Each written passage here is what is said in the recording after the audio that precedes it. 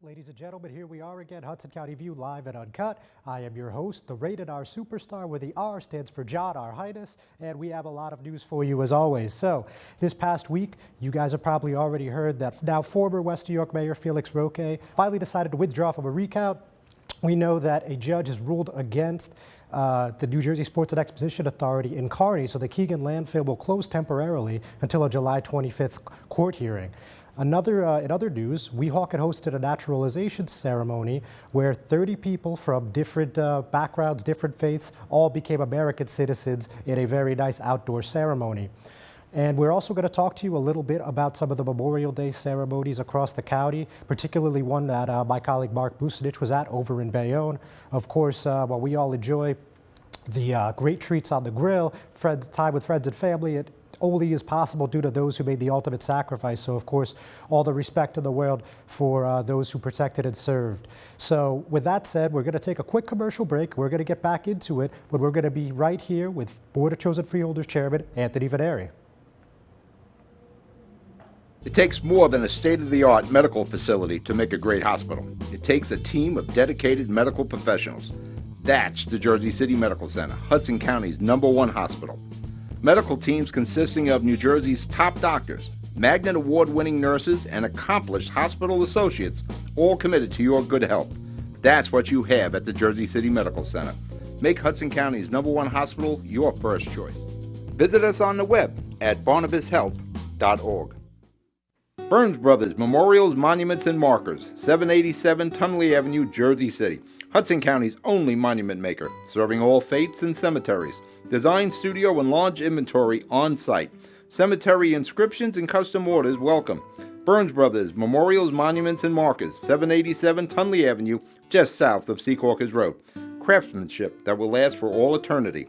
Burns Brothers, Jersey City, Albert H. Hopper, North Arlington. Visit us on the net. Newport, the luxury waterfront community on the Hudson River, offers a quality of life you deserve in 10 high-rise rental towers with amenities such as the on-site Newport Path subway, light rail and ferry service, Newport Town Square, 3 playgrounds, dog run, upscale restaurants, retail giants like Sears, JCPenney, Macy's, and Target. Morton Williams Supermarket is just outside your front door. A health and fitness club, spa, skating rink, and medical facilities are also on site. NewportNJ.com. Enjoy the New York skyline from Newport Town Square. Manhattan is just one path stop away or quick ride through the Holland Tunnel. Nursery and private elementary schools all on site. 12-screen movie theater at the Newport Center Mall. Want to visit Newport? Stay at the Westin or Marriott Hotel. Go to NewportNJ.com for details. Newport has luxurious towers, great restaurants, shopping, New York skyline views, schools, playgrounds, a marina and yacht club, gym, spa, fine wine, fine living. It's incredible. It's you. NewportNJ.com. Newport. Live like you want. And we're back, Hudson County View, live and uncut. I'm your host, John R. Highness, and as promised, here is our chairman of the Hudson County Board of Chosen Freeholders, Anthony Veneri. Freeholder, thanks for coming in. Thank you very much. Very good. Thank you. So I'm sure you've been enjoying these past 2 weeks. It's a little more relaxing than North Bergen election season, if I would say so myself. It's a lot more relaxing. A lot less boring, though. Yeah, it's definitely a little boring, I guess, but I think you guys got a little bit of fodder that'll last into the next election cycle. So when you're looking back at it all, obviously we know it's a rematch with Larry Weinstein back from 2015. It was no secret that he was going to run again. I mean, he made that intention quite clear early on, and we got the result we got. You know, Mayor Sacco got about another 1,000 votes. Larry Weinstein about 500 less, and it was about a 69-31 victory, as you're well aware. Right. So just when you're looking back on the whole campaign, I mean, did anything surprise you? Anything that you made note of, or was it pretty much everything you expected? It was much what we expected because we've focused this last 4 years on areas that he thought he was doing well in. We prevailed in those districts. We won every single district in town, every 39 of them. We beat him in. But, you know, we picked up a lot of people that supported him 4 years ago and that didn't support us 4 years ago because they didn't know of us too much. They just moved in town. He went and gave them his lies and shmeals and shenanigans and promising them the world. And after they figured out what he was, what type of person he was, and he could see how the town's run under the leadership of Mayor Sacco, we picked up a lot of his support from 4 years ago. And that's why we were like 1,000 more and him 1,000 less, in a way. And actually, if you count her in the rain, we probably lost about another 1,000 votes. So we would have been close to the 10,000 mark where we wanted to be at. But like I said, we picked up a lot of his supporters, So, obviously it's been a long career that is continuing, as we know, for Mayor Sacco, 10 terms in office, 8 as mayor. As of today, I would assume we both expect him to run again in 2023. Of course, that's many, many lifetimes away. The announcement's coming tomorrow. He's going to announce tomorrow he's running in 2023. Well, of course, that's many, many. Actually, tonight, the Hcdo is going to announce it. Yeah, okay. No, but so obviously it's many lifetimes away in politics, but whatever that future holds, what do you think about Larry Weinstein? I mean, look, he's already went at it twice. He backed a ticket back in 2011, even though he wasn't on the ballot. What do you see the future holding for him? Do you feel like he's just going to continue to run? Listen, he can run all he wants. He's going to continue to lose, lose, and lose. The residents of North Bergen know what he is. They know he's a liar. He promises the world to everybody. If you add up his promises in this last election, he probably promised over $400 million in taxpayers' money. Minimum. $200 million just for the school, right off the bat. I mean, he's promising people sidewalks. I mean, doing everybody a sidewalk in town. Come on, it's an impossibility. It's not gonna happen. We're not gonna lie to the residents. You can't do it. If we get federal grants, maybe we could do streets here and there, but you're not gonna concrete everybody's sidewalk in town, which you went around saying. You're not gonna pave every single street in town without any state, we're not going to get any state funding for the streets. It's just not going to happen. He promised over like $400 million in promises. You can add them up. Promised you a job, you a job, you a job. He's crazy. He's nuts. So the residents of North Bergen, they know what he is. They see what he is. I don't see him ever winning ever in North Bergen. He could keep running. It's just great when he runs because we could just crush him and crush him and crush him every single time. He loses everything. He loses his court appeals, loses everything. But he is what he is. He doesn't even live in town, so that's what I tell people all the time. When we focus on people, we go to the houses with like Weinstein signs in the window sometimes. Well, why do you have a Larry Weinstein sign? Well, he gave me $50 or $100 to put it up. Okay, that's the number one answer you get all the time. Number two, they say, well, I only moved in town like maybe a year ago, 2 years ago. He came around. I don't even know what to like about the guy. But anyway, so we're getting a lot of those people back to us. We're winning them over. We're telling them how good the town is, what we're doing, what our structure is, what our school systems, our parks, recreation is like second to none, our snow removal. Town is moving forward. We have a great bond rating. We have stable taxes. So the town is running good. That's why Mayor Sacco has been there so long, and that's why he'll be there again and again and again, as long as he wants to be. So while we're on this topic, so obviously we're having a fun discussion about politics, but since you bring up the governmental stuff, what do you think is the biggest changes, if more than one, in town governmentally? But we're looking at 2015, that May, all the way to now 4 years. Here we are today. What do you think the biggest differences are? Well, like I said, a lot of the people that were with Weinstein are with us right now. We're getting a lot of people moving in town. We're getting people moving in from like the Jersey City areas, moving into our waterfront, moving into our buildings on Boulevard East. They're putting their kids in recreation programs. They can see what we do for our kids. They can see our schools being expanded. They can see the platform we have for our schools. So they're liking the town. People aren't really moving out of town and moving into town. So that's a good plus. That's what we see a lot happening all over town. I went to school with people back in the 80s, and they're coming back living in town. They're moving in town. They're moving in our Boulevard East apartments, River Road apartments. And that's a good goal. That's a good goal to look at. Now, again, on the governmental side, I'm hearing that there's going to be some restructures of the police department in the next month, some promotions as well. So could you tell us a little bit about what's happening there as far as the North Bergen Police goes? Well, I think on June 12th, I think it is, I think we have promotions. It's going to be a large promotion, like 12, 14 people. I think one deputy chief. I think we're going to incorporate inspectors, which inspectors is a rank between captain and deputy chief. So I think we're going to make 2 inspectors, and then the lieutenants move up to captain, the sergeants move up to lieutenants. So it trickles up to to the next rank. So we're at the most we ever been in Township of North Bergen, 135 officers ever in the township history, and that goes to great leadership of Chief Dowd, restructuring, being an accredited police department, accredited police chief. Safest. One of the safest cities in the country for our population size. So that's another thing we run on. Safety, crime is low, and our police department is at a top tier. Very good, Freeholder. Now, some people forget they're so used to seeing you, at the ribbon cuttings and such in North Bergen, but of course you're a county official, right? Right. So, something that I know that come up, I think the past two State of the Counties, was this police academy. So we're on the topic of public safety. Is there any update for us on what's happening at Secaucus? It's still moving forward. We have the facility there, so which is fine because we didn't have to go out and purchase something. The building was there. It was the old juvenile detention center. We had to go out for architectural designs, engineering designs. We had to get state approvals for training systems, the PT trainings. We had to get an area for graduation. All that, factors in. Like, when you have a class graduating, you have to have an area for them to graduate. You have to have a track for them. You have to do, calisthenics outside. Other than just a classroom, you need physical outside. So all that's being looked at right now. We should be up and running soon, about another year or two. This is something I ran out on my first term, trying to get a police academy in Hudson County. And what that does, we won't have to send our recruits out to Bergen and Passaic counties anymore, and Essex counties for trainings. Maybe I think it's like $3,000 per cadet, I think something like that. So we can hold that right here. We can make some money on other counties coming in using our facilities, because if you don't make the June class, you make the January class. We might have like an October class. So if you can't make a June class in Bergen, maybe you make our class in October or September, something like that. It's going to be structure-wise nice. It's going to flow into nice. All right, so you think we'll see some significant movement on that in 2020? There is movement right now. There's definitely movement right now. It should be within the next year or two, without a doubt. Without a doubt. All right, very good.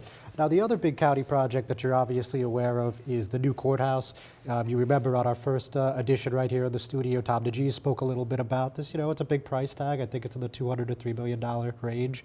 But this is something that judges and other officials have been talking about for a long time. So, before I was covering the whole county before you were in office. This is something we've heard.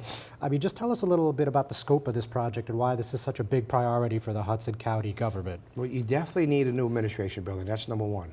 Our administration building was built maybe 5 stories when it was built. After that, they added on 3 or 4 stories. So the plumbing and electrical work never fit in to the building. You always had problems. If you had leaks in between the wall, you didn't know where it was coming from, because you had another building on top of another building. So the courts need to be updated, state-of-the-art courts. We have prisoners using the same elevators as the general public, which really isn't safe, and the sheriff doesn't want to see that anymore. We're going to have a different area for our prisoners, different area for our jurors, parking areas for our jurors, things like that. We're going to go state-of-the-art facility.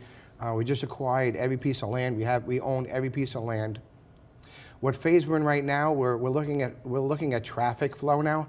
We're looking at Central Avenue and Oakland Avenue. Those streets are trying to widen and make them 2 ways.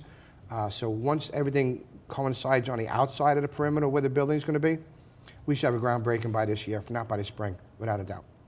All right, so it's going at a pretty brisk pace. That is moving. That is guaranteed. It's coming. It's coming.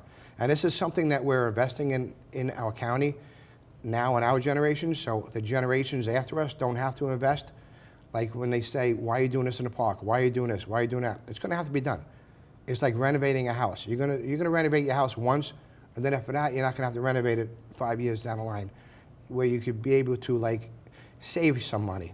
So we're spending money now, but we're investing in our future for our children. That's the way I'm looking at it. So our children don't have to go spend $200 million on a school, $200 million on a county administration building. Things that we're doing, but we're making production for our county residents. And Freeholder, just very quickly, we're running a little short here, but just wanted to get your thoughts on what's next for the North Bergen Democratic Committee and the Hcdo. Obviously, it's a pretty quiet primary, and November, not much outside of the Hoboken Council races, but what's on your radar? Well, right now we focused on getting Tom DeGee reelected. Like you said, it's a non-contested primary. I think he has a Republican challenger in November. We should prevail, without a doubt. We'll focus on Tom DeGee, the sheriff, getting reelected. We're going to have a new surrogate in town, Tila Rivas from Union City. Outgoing Joe Riglicki decided not to run again. So, we don't have to pick a county chair this year. It's a 2-year term. So Amy will be sitting there another year. Some municipalities run yearly, but the county chair is up every 2 years. So Amy won last year. She'll be the chair again to next year, 2020, when I'll be on the ballot. All right, excellent, All right. Freeholder. Thank you John, for thank you joining very much. us. Appreciate Ladies it. and Thank gentlemen, you. thanks for watching. We're just going to take a quick break. Don't go anywhere. We'll be right back. The Jersey City Medical Center. You know it for its award-winning, life-saving ambulance service. It's also your health hub, with health and wellness locations staffed with certified professionals all through Hudson County. The Jersey City Medical Center, here to help you with your healthy, here when you need us the most. The Jersey City Medical Center. Visit us on the net to learn more. Jersey City Medical Center, Robert Wood Johnson, Barnabas Health Facility. Let's be healthy together. Good Friend Self-Storage in North Bergen, New Jersey is a fully climate-controlled facility equipped with state-of-the-art security, packing supplies, a Refer Friend program, and multiple loading docks convenient for commercial use. Located just off of Route 3 at 4301 Tunnelly Avenue, Route 1 and 9.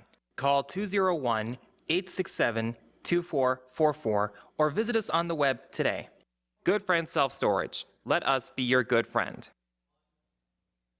We're back, Hudson County View, live and uncut. John Arhitis, thanks for sticking with us. So now we're going to talk a little West New York. So as you guys know, we're in a new administration. We now have Mayor Gabriel Rodriguez, the former commissioner of the Department of Public Safety, as well as DPW and for a short time Revenue and Finance as well.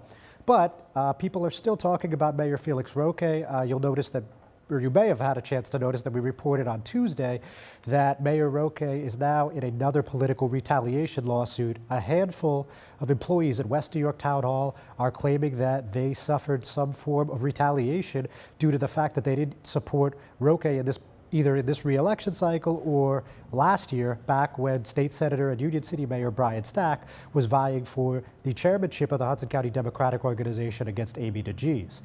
Gabriel Rodriguez, Commissioner Cosmo Cirillo, and Commissioner Margarita Guzman went with Amy DeGees, and Mayor Roque went with Senator Stack. And some of these employees are claiming as a result that they were moved, they were victims of, let's just call it, very unpleasant circumstances in Town Hall. And you could read the lawsuit on our website and you could see what we talked about there. But the other thing that makes this interesting is that Mayor Roque had a recount going. You know, he had officially filed at Hudson County Superior Court. And as of Friday, he has dropped that.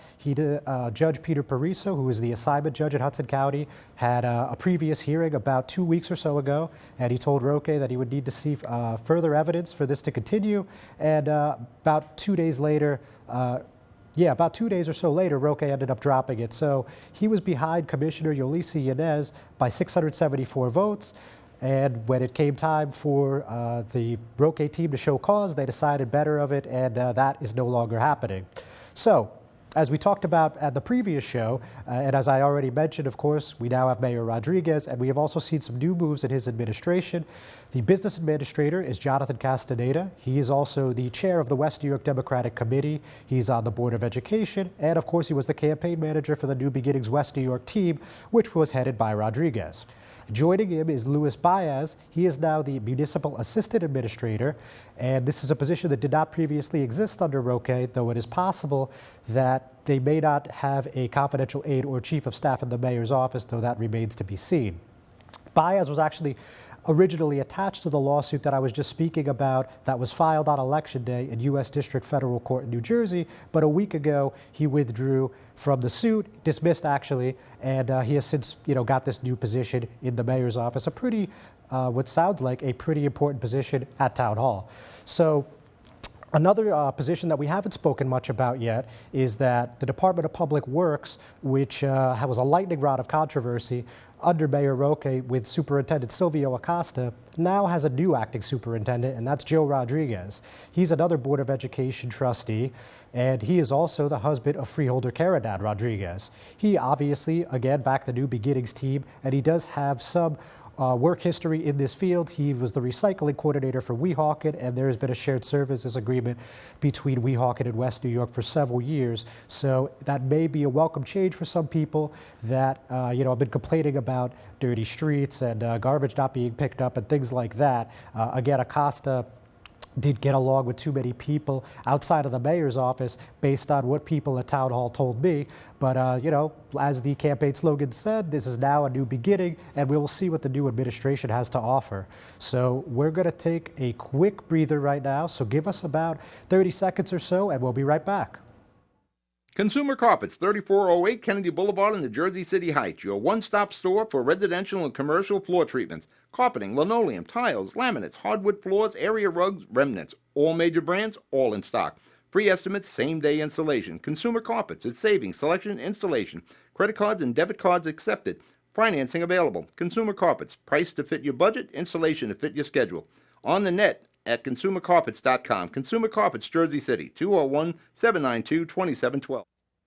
Hello all, thanks for sticking around. Hudson County View Live and Uncut. Your host, John R. Highness, and we're going to go to West Hudson now for a rare story out of Kearney.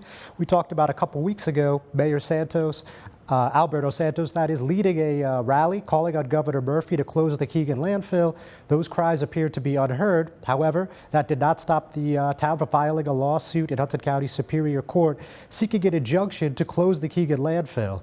Now, according to Mayor Santos, this makes about $5 million a year and is a big moneymaker for the state. But even with that said, a judge, Judge Jeffrey Jablonski to be specific, ruled on Friday that this could cause immediate irreparable harm that will occur in the absence of the relief requested, which is ultimately why he decided to close the landfill until July 25th, when there will be another hearing on this topic. Now, the NJESA, the New Jersey Sports and Exposition Authority, has filed a brief as well, asking for the landfill to open again, citing that without this landfill, there'll be nowhere for people in North Jersey to dump their garbage. So that has not had a ruling as of this moment. We're obviously going to keep you posted, but as it stands at this point in time, this is a huge victory for Mayor Santos and the people of Kearney. This is something that they've rallied against, not just at that one protest that we showed. Of course, that was a great show of strength over there in West Hudson, but this is something that they've been talking about for many, many weeks. This is something that has been a focal point of this administration to make movement on. So for a judge to rule in their favor is really, really big. And it's a little unusual, too. I mean, I don't think I've seen anything like this in the past 8 years. So, you know, whatever happens next remains to be seen. The NJSEA had their last meeting on May 18th. They're not going to meet again until June. So, you know, we're just basically sitting here waiting with bated breath to see what happens in this Superior Court case. So we're actually going to do another quick jump here. We're going to be back in just a moment with my colleague Mark Bucinich. Stick around. Pen and Pencil Properties, Jersey City. Shaping the workplace with state-of-the-art office spaces that address your company desires. Building residences that define your home environment, adjacent to all modes of transportation with on-site parking available. The right address, the right lease. Call 201-521-9000 or visit online at penandpencilproperties.com. Introducing the MyJCMC app, powered by Practice Unite. The free MyJCMC app puts the power of healthcare at your fingertips. Go to the concierge for access to referrals, scheduling, and appointments, see emergency room wait times, and get directions to Jersey City Medical Center health locations. Read the latest JCMC news through their social media feed, find a doctor, and more. The MyJCMC app. We belong to you. And we're back, Hudson County View, live and uncut, with my main man, Mark Bucinich. I'm John R. Highness. Thanks for sticking around. So, Mark, obviously, you're back in the field this past week, and we had that naturalization ceremony over in Weehawken. For those that weren't in attendance, just tell us a little bit about who was there, what it was like, and what was the purpose. Many different elected officials, John. Also, John Thompson, who's the district leader for the U.S. Citizenship and Immigration Services. Some of those elected officials included Weehawken Mayor Richard Turner. Looked like he was the MC, right? He was, yes. Master of Ceremonies was Mr. Thompson as well. And they were there to celebrate on Memorial Day weekend with the sun just drenching the lawn of American Legion Post 18. Yeah, got great weather for that, Yeah, It was such a beautiful day, and it was just very fortuitous for all the people who were there. 30 individuals who were living here maybe previously as permanent citizens now are U.S. citizens, and they received their certificate on Saturday. Very good, Mark. And just anything else that caught your attention? I mean, it looked like a really emotional day for some of these families. It really did. You know, it was so interesting. I mean, from 17 countries, so diverse, right? China, Algeria, Puerto Rico, Dominican Republic, Colombia, Argentina. So diverse group. Who are now citizens here, and we had a chance to interview a couple of them. One of them was Shi Wang from China, originally from China, who said he came here because of great educational opportunities, and he said that he hopes to not only be able to give back to the country by pursuing his degree and working in the private sector, but also to make life better for himself and his family. And then, of course, we had a chance to interview Arshad Saeed, who is from India, his family's from India, and he came here when he was 9 years old, and he said at first he did have a little bit of a difficulty making that transition, but he said compared to, say, someone else who maybe arrived here who may have been older, the transition was probably easier for him because coming here at a young age, he was still had enough time to be able to assimilate into the culture and into the school system. Very good, Mark. And I noticed that Mayor Turner mentioned a couple times that one of the most important things about becoming a citizen in typical Hcdo fashion is voting. So maybe he did. Maybe before we know it, will that voter block, that Democratic voter block here in Hudson County, is going to get a little bit bigger? Well, we hope so, John, especially after if we look at the total vote counts in the West New York and North Bergen elections, I think in North Bergen it was only 20% of the population that voted, so hopefully that turnout will be better next time. Yeah, West New York also, quite low, but, not unusual. So I also wanted to give you a second on a different note to talk about the Memorial Day ceremony in Bayonne. It looked like a pretty fun event from what I could see. Yeah, another beautiful day. Of course, the start off of this week starts off with rain, but yesterday was another beautiful day in Hudson County. And for the 101st time, Bayonne held its annual Memorial Day parade, and just like as we did last year, we Facebook Live the whole event so that our viewers who maybe couldn't be there physically could at least watch the parade from their phone or their desktops before heading out yesterday for a barbecue. And so many different organizations, including the Bayonne High School Marching Band, Bayonne Fire Department and Police Departments, the Veterans of Foreign Wars. And interestingly, we did have a chance, we did interview Mayor Jimmy Davis, who thanked the Bayonne Memorial Day Parade Committee for working in concert with the Mayor's office and the City Council to pull off yet another Memorial Day Parade. But we had a chance to interview a Korean War veteran, Nick Cutler, who served in Korea from 1950 and 51, and he said he was lucky to survive because of maybe a lot of people don't remember this, but it wasn't just the U.S. and UN troops against North Korean troops, but the Chinese had crossed the border to help out the North Korean troops fighting the U.S. and the UN, and he said he was lucky to survive. And the last note is he was hoping to see a fellow Marine, fellow Bayonne resident that he knew from long ago from serving in the military, Lou Giovanni. But just after we interviewed Nick, a speaker who was announcing all the participating organizations as they were walking by and marching by the elected officials on stage, the speaker said that unfortunately and sadly, Lou Giovanni now is under the care of home hospice. Well, listen, that's a very good interview that you got. I thought that was a nice grab, and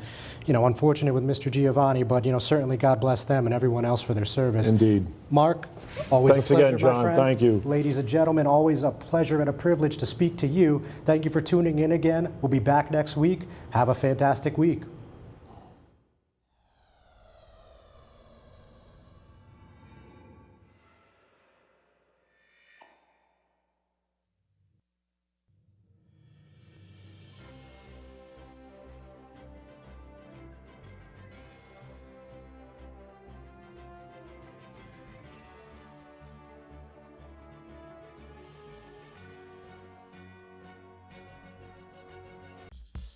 Ramaa Jewelers, located in the Lyndhurst Shopping Center at 413 Valley Brook Avenue, Lyndhurst. Come for all your jeweler needs at Ramaa Jewelers, where you will find a fine selection of necklaces, earrings, rings, and bracelets. Choose from one of our complete sets, our many signature items, or find the perfect engagement ring. Come on down. That's Ramaa Jewelers at 413 Valley Brook Ave, Lyndhurst. Call 201-939-5784 or visit us online today.